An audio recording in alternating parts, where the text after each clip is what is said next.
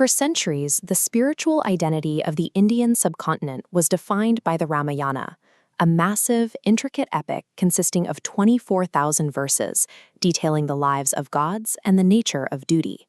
This entire world was recorded in classical Sanskrit. By the 16th century, this was a language reserved for a highly educated minority.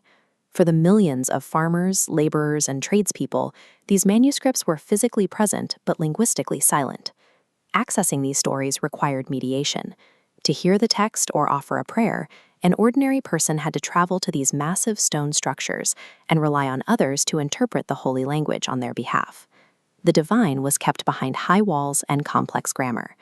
In 1575, the Hanuman Chalisa changed this dynamic. It was a 40-verse poem written not in Sanskrit, but in Awadhi, the local, everyday dialect spoken by the common people. This wasn't a translation intended for the library. It was designed for the street. By using the language people actually spoke, it removed the need for an interpreter and allowed the masses to reclaim their own mythology.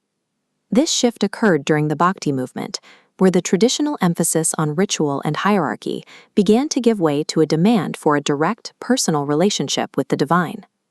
The poet Goswami Tulsidas was central to this transition. He spent decades translating the grand narrative of Lord Rama into the vernacular, bringing the epic down from the pedestal of the elite into the common tongue. To ensure his message remained tied to its humble roots, Tulsidas followed a traditional poetic convention. He embedded his own name into the final lines of the work. This served as a permanent signature of his authorship and his intent. The line reads, Tulsidas Sada Hari Chera, Tulsidas, forever the servant of God. By placing his name here, he identifies himself not as a distant scholar, but as a devotee participating in the prayer himself. This signature bridged the gap between the poet and the audience. It established that these words were not the property of an institution, but a template that any individual could pick up and recite as their own. The Chalisa is structured to be memorized. It takes the sprawling heroics of the Ramayana and condenses them into short, rapid-fire rhymes that allow the reciter to recount an entire epic in just a few minutes. This diagram illustrates the poem's density. Hanuman shrinking his body takes 4 words, Sukshma Rup Dari Siyahi Dekava. His massive destructive power is another phrase, Vikat Rup Dari Lanka Jalava. Moving an entire mountain is distilled into one beat, Laye Sajivan Lakan Gia. Once the poem finishes recounting its history, it shifts focus to the present day. It transitions from a story about the past into a set of promises for the person reciting it, specifically addressing the hardships of 16th century life. Tulsidas included verses specifically for common anxieties. For the common fear of the supernatural, he wrote, Bhut Pishach Nikat Nahi Ave, ghosts will not come near. For the very real threat of physical illness, he included, Nase Rog Hare Sab Pida, all diseases and pains are destroyed. Because the poem offered these specific, tangible protections from the struggles of daily life, it became more than just literature.